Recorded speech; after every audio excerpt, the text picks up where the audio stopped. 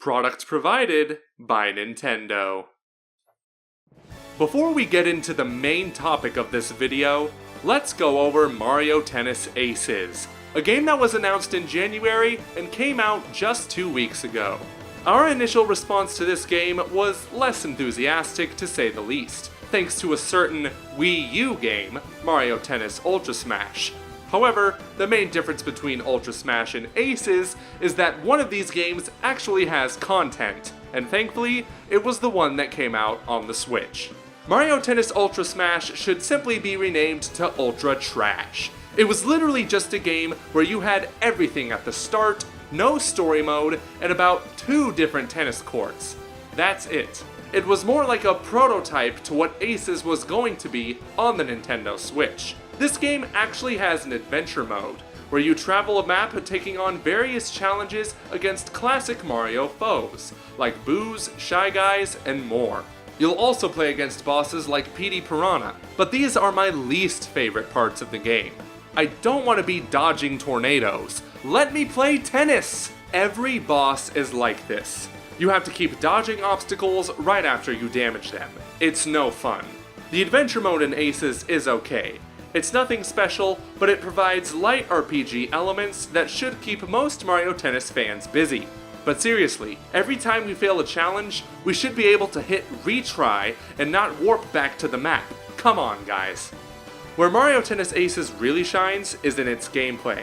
While it's a bummer you can't play any normal game of tennis, it's still fun to play in online tournaments, or better yet, with friends.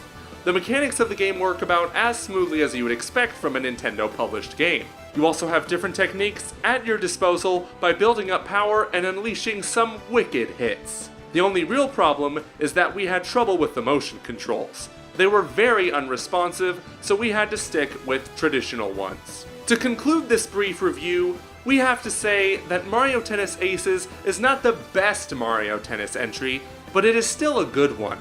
That said, if you've never been a fan of Mario Tennis, this might not be the one to change your mind, especially for the very steep price of $60 US. It's still fun and still enjoyable with or without friends. It just doesn't do much to evolve the Mario Tennis formula, which is why we give it a 74 out of 100. Hold on there, Giuseppe. You cannot talk about Mario without me, Dr. Wily. Oh, hello, Wily. Thanks for showing up without warning.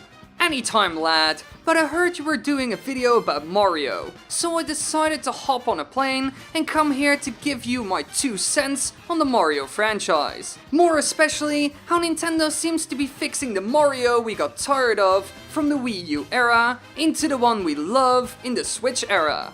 How do you mean? Mario has always been a treasured icon with very few bad games, hasn't he? To an extent, yes. But as you stated in your aptly put Mario Tennis Aces review, Mario Tennis Ultra Smash was ultra trash. So think of Aces as an apology letter from Nintendo to the Mario Tennis fans. Sure, it may not be an amazing game, but it's way better than the ultra trash released on the Wii U.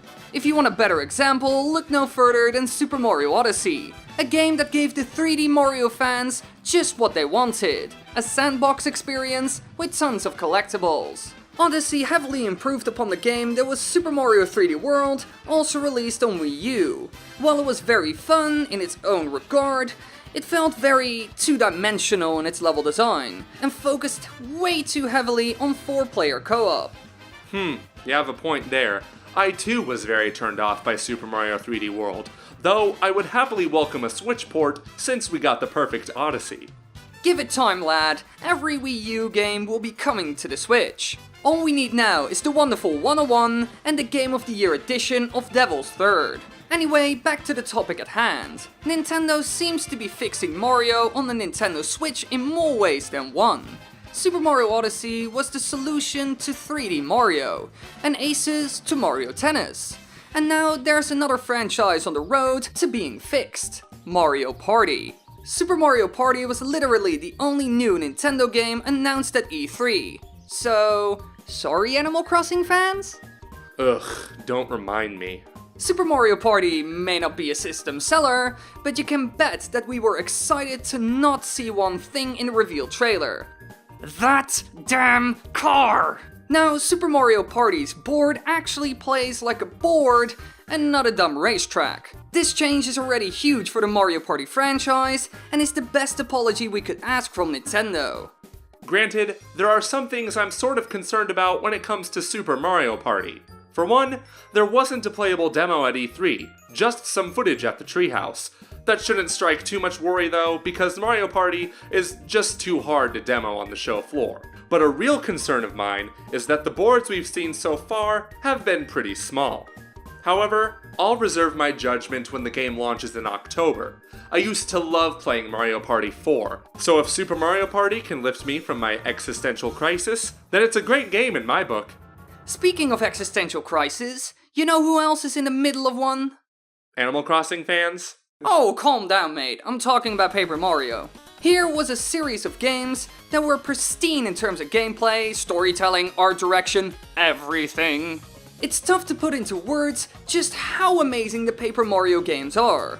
From the first one to the Thousand Year Door, even Super Paper Mario had a ton of redeeming qualities. And it went all downhill from here, thanks to Sticker Star on the 3DS and Color Splash on, you guessed it, the Wii U. Damn, the Wii U had a lot of stinkers, didn't it?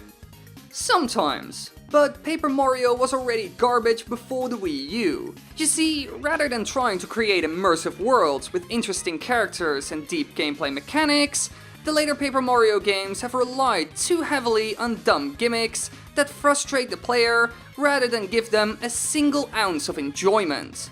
It's as if the developers said, hey, remember all those things that people loved about Paper Mario? Let's never put them in there again.